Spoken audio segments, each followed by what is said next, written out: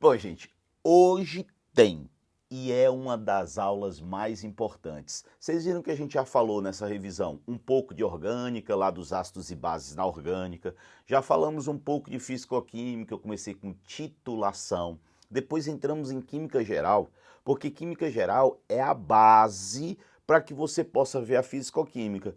Michel, tu vai ver todas as partes da química. Se a gente bater a nossa meta dos 100 likes, então empurra o teu dedo logo aí. Em todos os vídeos a gente vai ter 50 vídeos. Então a gente vai passar pela geral, pela orgânica, pela fisicoquímica, pela atomística, vai ver tudo.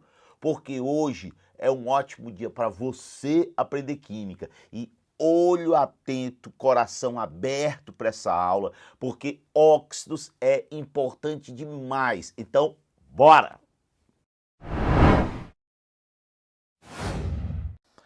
Gente, o que eu quero de vocês é que vocês saibam hoje, que vocês saiam daqui nesse momento diferenciando óxido ácido e óxido básico.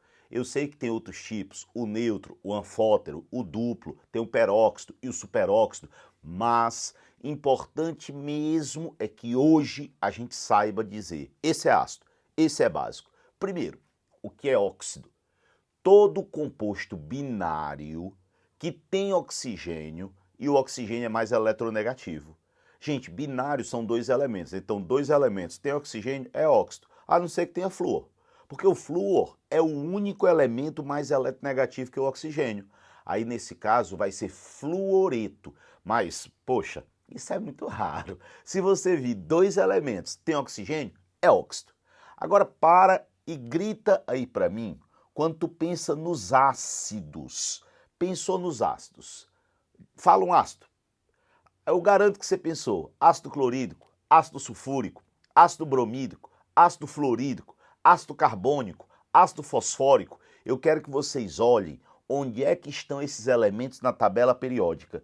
Se vocês forem comigo, ó, flúor, cloro, oxigênio, carbono, ácido nítrico, fosfórico, ácido sulfúrico, são os ametais. Então a gente pode dizer que na parte direita da tabela periódica, aqui para a direita, a tendência vai ser formar ácidos. E como os ácidos eles apresentam hidrogênio, eu vou ter um hidrogênio junto com um ametal. Se eu tenho um hidrogênio junto com um ametal, o que eu vou ter aqui, ó, é uma ligação covalente. Então, nos ácidos predominam a ligação covalente, predomina, né? Na verdade, a ligação covalente. Aí tu pensa, poxa, Michel, e se for um óxido ácido? Óxido ácido vai ser um ametal, do mesmo jeito que vocês estão vendo, então não vai precisar decorar, é só lembrar. Os ametais estão do lado direito, se o ácido está do lado direito, o óxido ácido também, junto com o oxigênio. A gente vê já vários exemplos. Agora grita uma base aí para mim. Eu tenho certeza que quando você fala bases, você pensa soda cáustica, que é o NaOH, hidróxido de cálcio, cal hidratada, que você pensa hidróxido de magnésio, até foi a aula passada, os ácidos e as bases mais importantes, 5 ácidos, 5 bases, para vocês guardarem. Então, usar as bases mais importantes, vocês veem que elas estão aqui, ó. Olha onde é que está o sódio, olha onde é que está o magnésio, olha onde é que está o cálcio. Então, quer dizer, se as bases mais importantes estão do lado esquerdo, eu posso dizer para vocês que do lado esquerdo a tendência vai ser formar bases. Poxa, se o óxido básico é um elemento junto com oxigênio, imaginem que eu vou ter um metal, porque o lado esquerdo é o lado dos metais, junto com oxigênio. Se eu vou ter um metal junto com oxigênio, eu posso dizer que aqui eu tenho um metal e um ametal. Então, tem um elemento que vai perder elétron, que é o metal, e um que vai ganhar, que é o oxigênio, que é um ametal. Então, aqui eu vou ter uma ligação iônica. Quer dizer que os óxidos básicos predomina a ligação iônica. Aí só nisso você já olha, cara, eu nunca tinha pensado que pela tabela dá para saber de que lado tem ácido e base. E dá, isso é aprender química e você está aprendendo. Então, olha só, ácidos do lado direito, bases do lado esquerdo. As bases normalmente vão formar compostos iônicos e os ácidos normalmente formam compostos que têm ligação covalente, compostos moleculares, moléculas. Muito bem, vamos prosseguir. Vocês já têm essa noção e vão guardar aqui na cabeça de vocês.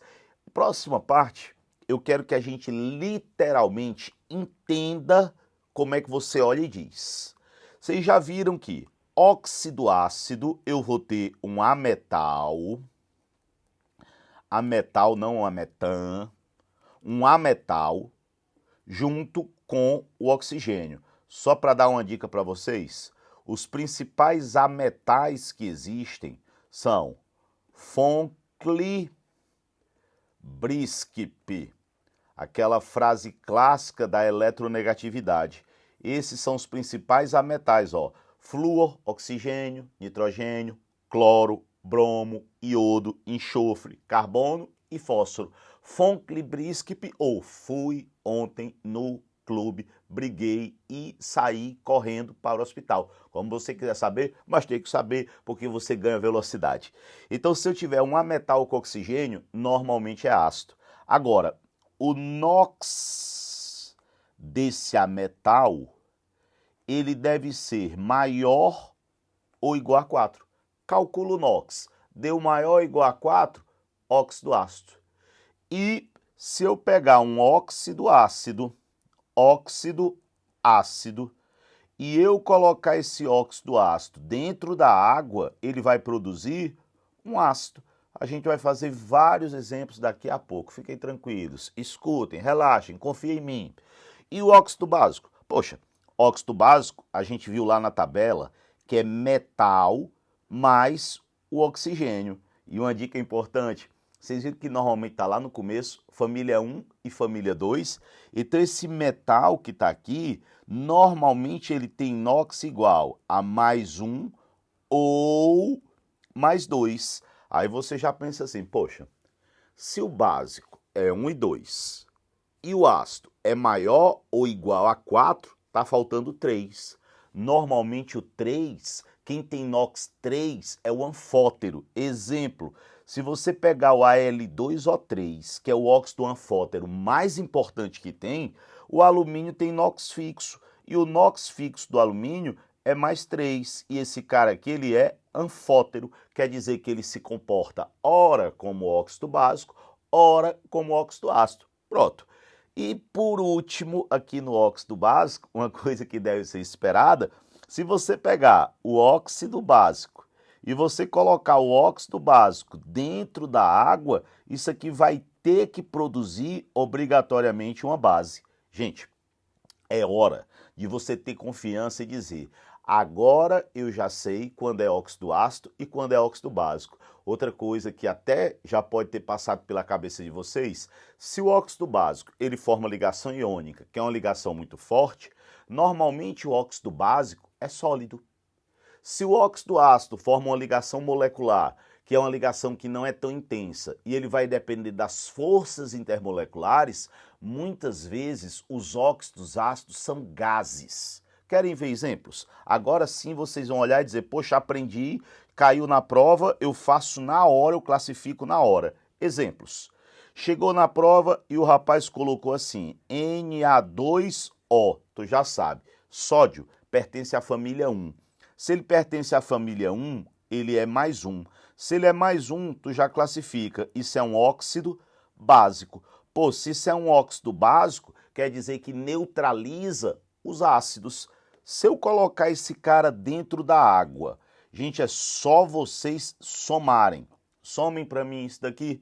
Ficaria Na2O2H2, que é a mesma coisa que 2NaOH, base mais importante que tem.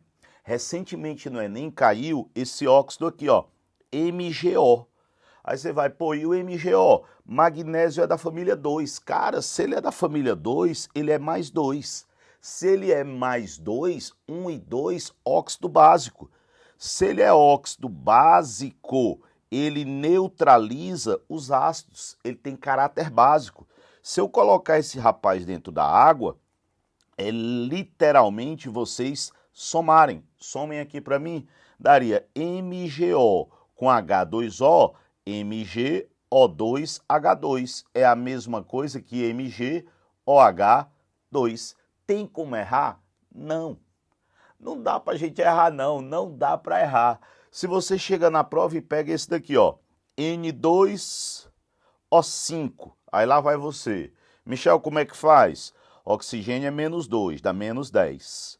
Para que a soma dê 0, o nitrogênio tem que ser mais 5. Se deu mais 5, deu maior ou igual a 4. Se deu maior ou igual a 4, obrigatoriamente esse óxido aqui, ele é um óxido ácido. E se eu puser esse cara aqui dentro da água, o que é que esse rapaz ele vai produzir? H2O com N2O5 some H2, N2O6. Todo mundo é divisível por 2, então daria 2HNO3. Resumo, para a gente poder continuar para uma coisa importantíssima. Óxido ácido a metal com oxigênio. NOx maior ou igual a 4. Óxido básico, metal com oxigênio. NOx, mais 1 e mais 2. Lembra da tabela? A direita é a metal, a esquerda é metal. Gente, isso é aprender, eu volto a repetir, é aprender. E o grande lance de óxidos é para que vocês possam, por exemplo, ver coisas tipo, uma questão que comece assim, olhem essa matéria da super interessante. Quando a gente corta a cebola, algumas células do vegetal se rompem e deixam escapar uma série de compostos. Um deles, formado principalmente por enxofre, é que dispara o rio de lágrimas. Isso é uma metáforazinha bonita para dizer chorar. Rio de lágrimas é meio ridículo, né? Mas quando você corta a cebola, que você começa a chorar, é porque você cortou, sai um gás, esse gás bate no olho e você lá começa a chorar. Na atmosfera, esse composto de enxofre vira gás. Ele já sai na forma de gás, na verdade, e se espalha pelo ambiente. Quando entra em contato com a água dos olhos, ele forma uma espécie de ácido sulfúrico. Como isso aqui, normalmente é super interessante, ela é romanceada, não existe espécie de ácido sulfúrico, ele não é uma espécie, ele é um ácido.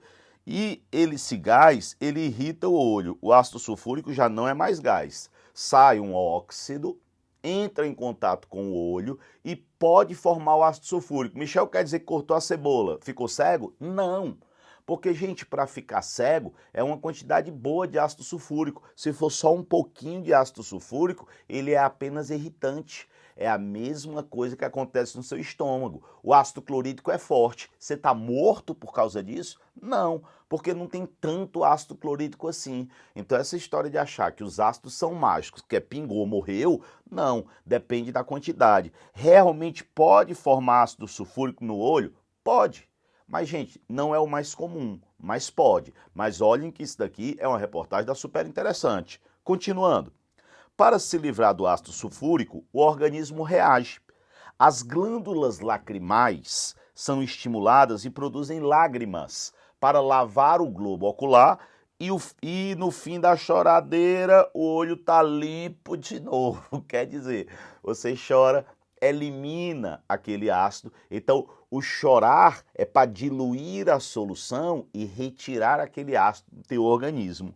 Agora, vamos tentar entender quem é que poderia formar esse tal do H2SO4.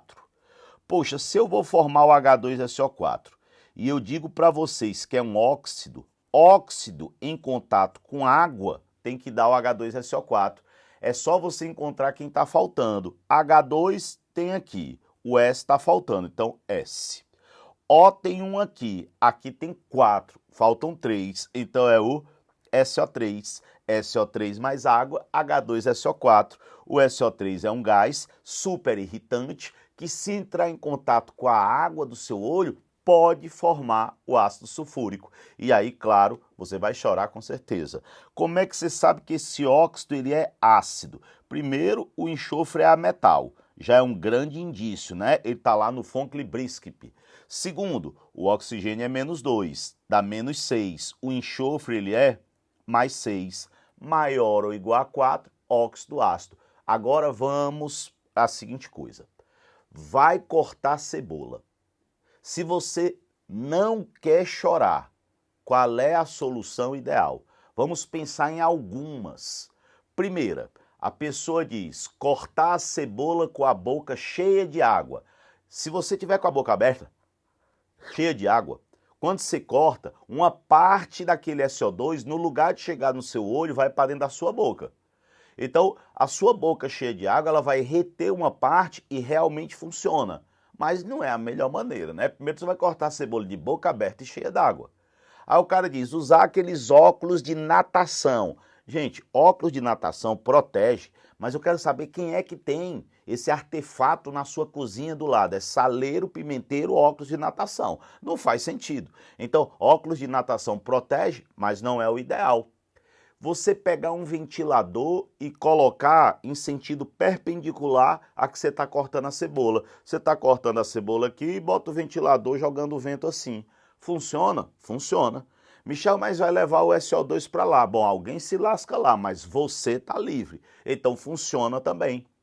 Agora, uma das melhores maneiras é cortar a cebola com um fiozinho de água de uma torneira aberto. Porque você vai cortando e a água vai ficando ali naquela água. O problema é que aí entra o gasto de água. Então, se livra de uma coisa, mas causa um outro problema. É sempre aquela história. Normalmente, escolha envolve renúncia, né? Então são escolhas, mas são maneiras efetivas de você se livrar.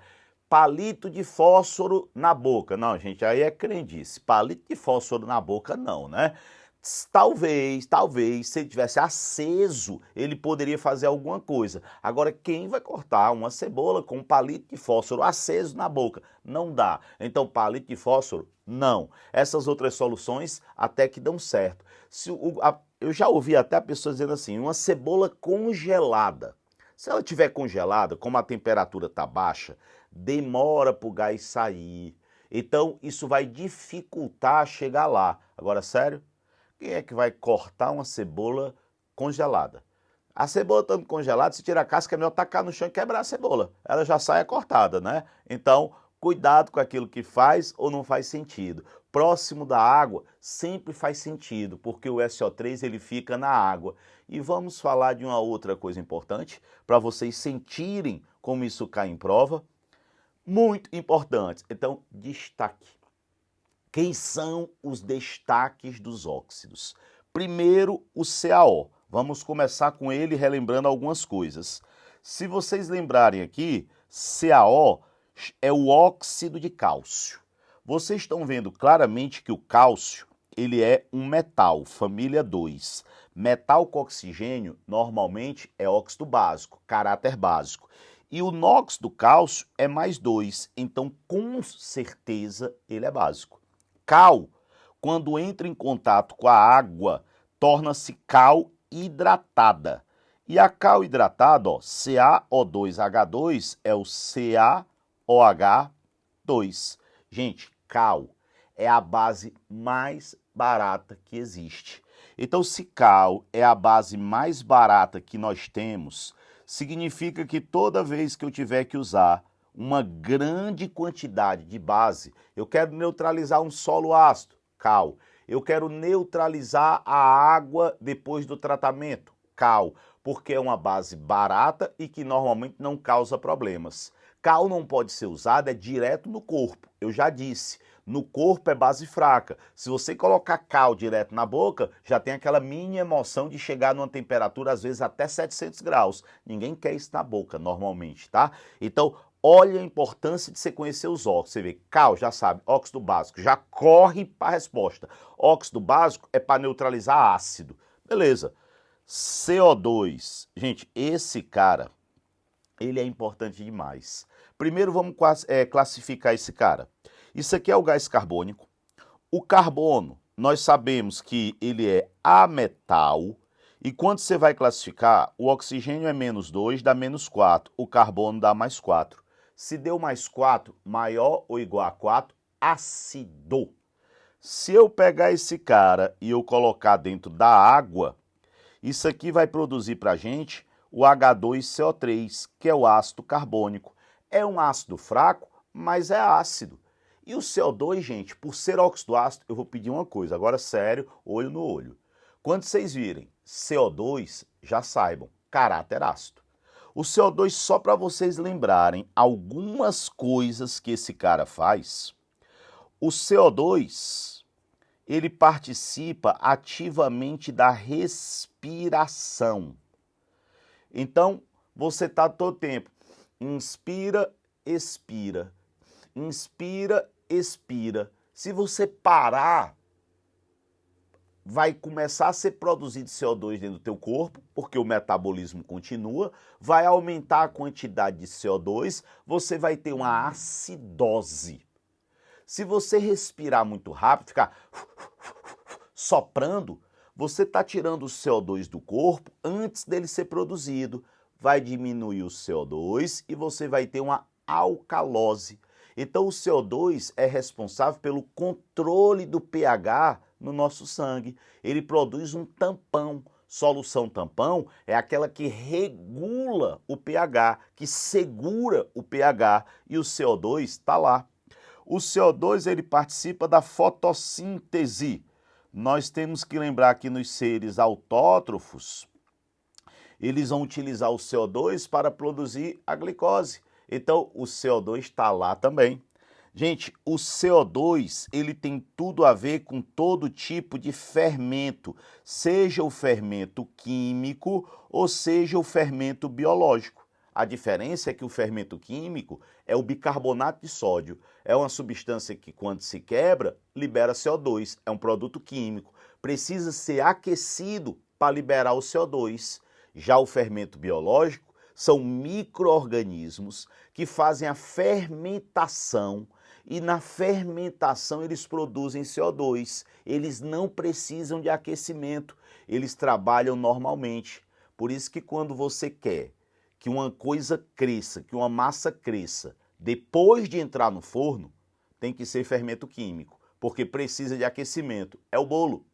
Se você quer que a massa cresça antes do forno, precisa do fermento biológico, que não precisa de fogo. Inclusive, o fermento biológico, quando você coloca no fogo, você vai matar aquilo dali. Então, ele deixa de crescer. Então, ó, fermento químico é aquele que cresce depois que você bota no forno. E fermento biológico é antes. Mas, em ambos os casos, o responsável é o CO2. O CO2, ele é responsável por alguns tipos de extintor de incêndio. O CO2 ele apaga o fogo. Lembrando a vocês que o CO2 ele ocupa o lugar do oxigênio, ele empurra o oxigênio e sem oxigênio não tem combustão.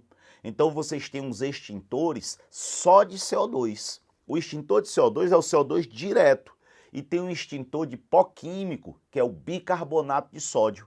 É um dos tipos de pó químico. E o bicarbonato de sódio, quando entra em contato com o fogo, libera CO2. Então o CO2 é um dos principais extintores que nós temos. Apagar o fogo é com ele mesmo. Então, vocês estão percebendo a quantidade de questões e o nível de importância desse cara, bem aqui. O que é que a gente não pode esquecer sobre esse rapaz também? Isso aqui é produto de combustão completa de compostos orgânicos. Se eu tiver uma combustão completa, sai CO2. Se for incompleta, sai CO ou sai C. Então é mais uma coisa na qual ele está envolvido. E na combustão de combustíveis fósseis, se gera CO2, a gente lembra que o CO2 é o principal responsável pelo efeito estufa.